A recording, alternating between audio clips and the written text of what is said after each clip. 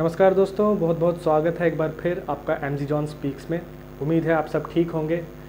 दोस्तों, आपको पता ही है एक आप कह सकते हैं इंडस्ट्री है जो एकदम बेशर्म है और जिसको कभी भी शर्म नहीं आई। सुशांत के मौत के बाद वो काफ़ी टाइम तक और अभी तक वो निशाने पे है लोगों के, लेकिन फिर भी उसको शर्म नहीं आती है। और कहते हैं ना कि टेढ़ी उंगली कभी सीधी नहीं हो सकती, ये भी वही टेढ़ी उंगली है जो कभी सीधी नहीं हो सकती। इनका काम ही रहा है शुरू से संस्कृतियों पे, हिंदुओं की संस्कृतियों पे और उनके जो धर्म है उसका मजाक उड़ाना, उनके संस्कृतियों का मजाक उड़ाना, उनके देवी देवताओं का मजाक उड़ाना, उनके भगवानों का मजाक उड़ाना। ये बॉलीवुड करता आ रहा है। ये वही बॉलीवुड है जो आज हमारे समाज में दीमक की तरह समाज को खा रहा है, चाहे वो अपनी फिल्मों के ज़रिए हो। बच्चों के दिमाग में गंद से गंद बातें डालने वाला ये बॉलीवुड, और समाज में गंदगी फैलाने वाला ये बॉलीवुड, समाज में क्राइम करके रहने वाला ये बॉलीवुड, और फिर उसके बाद सीना चौड़ा करके रहने वाला ये बॉलीवुड आज हमारे समाज को दिन ब दिन ख़त्म करता जा रहा है। और इसी के साथ आज एक नई फिल्म की अनाउंसमेंट हुई है, और आप यकीन नहीं मानेंगे, इस फिल्म का टाइटल है सत्यनारायण की कथा। दोस्तों, सत्यनारायण की कथा कार्तिक आर्यन की फिल्म है जो कि नादियाड वाला ग्रैंडसन ने अनाउंस कर दिया हुआ है। उसकी कास्टिंग भी अनाउंस कर दी हुई है, और इस फिल्म के टाइटल पे फिर से अब बवाल होने वाला है, और बवाल होने की बहुत बहुत संभावना है और होना भी चाहिए, क्योंकि इस फिल्म का जो टाइटल है सत्यनारायण की कथा वो एक हिंदू रिलीजियस टेक्स्ट से, और जो आप जानते हैं सत्यनारायण की कथा जो एक व्रत विष्णु भगवान के लिए जो व्रत रखा जाता है, जहाँ तक मैंने पढ़ा है विष्णु भगवान के लिए जो व्रत रखा जाता है उसमें सत्यनारायण की कथा का पाठ सुना जाता है। उसके नाम पे इन्होंने अपनी फिल्म का नाम रखा है। ये कहाँ तक जायज़ बात है? अगर आपको धर्म को लेके चलना है तो किसी पर्टिकुलर रिलीजन को टारगेट करना कहाँ तक जायज़ बात है? अगर आपको टारगेट करना है तो आप मुस्लिम्स के धर्म को, क्रिश्चियंस के धर्म को, बाकी धर्मों को भी लीजिए और उनके ऊपर भी फिल्में बनाइए, कोई मना नहीं कर रहा। लेकिन एक ही फिल्म को टारगेट करना और बाकी रिलीजन को जस्टिफाई करना, ये कहीं ना कहीं दर्शाता है कि आपके मन में खोट है।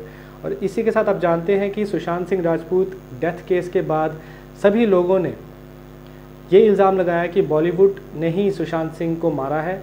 मारदा इन द सेंस कि उसको ऐसे तरीके से बॉयकॉट कर दिया फिल्मों से कि वो कभी सिर उठा के जी ना सके। और इसके बाद भी कुछ ऐसे मुझे अफसोस के साथ कहना पड़ेगा, कुछ ऐसे यूट्यूबर्स हैं और कुछ ऐसे जर्नलिस्ट हैं जो इस चीज़ को जस्टिफाई करने में लगे हुए थे कि सुशांत सिंह ने आत्महत्या की है, ना कि उसका कत्ल हुआ है। ध्रुव राठी जैसे जो यूट्यूबर्स हैं और जर्नलिस्ट हैं, उन लोगों ने यही बताने की कोशिश की कि इन्होंने आत्महत्या की है। जिससे हुआ क्या, जिससे बॉलीवुड को और बढ़ावा मिला है, और उसके बाद आज आप ये अंजाम देखने को आपको मिल रहा है। लेकिन हम भी बहुत बेशर्म है दोस्तों, हम भी रुकेंगे नहीं, हम भी इनके खिलाफ आवाज़ उठाते रहेंगे और इनकी जो पोल है वो खोलते रहेंगे कि कैसे ये समाज को बिगाड़ रहे हैं, कैसे ये बच्चों को बिगाड़ रहे हैं, कैसे ये समाज में क्राइम फैला रहे हैं, खुद भी क्राइम कर रहे हैं।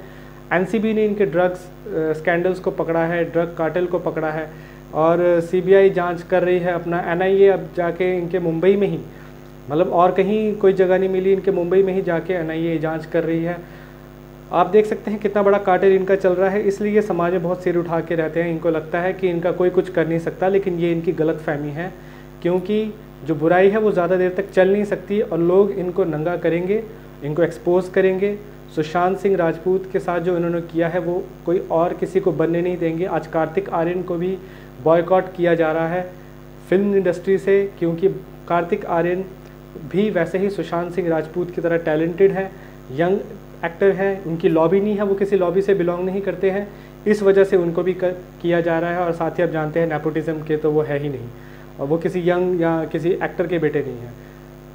तो यही सारे कारण हैं जिसकी वजह से बॉलीवुड जो है वो दिन ब दिन चौड़ा होता जा रहा है। तो लेकिन हम भी अब रुकेंगे नहीं, हमें भी आवाज़ उठाते रहनी है। और सुशांत की लड़ाई अभी भी जारी है, ख़त्म नहीं हुई है।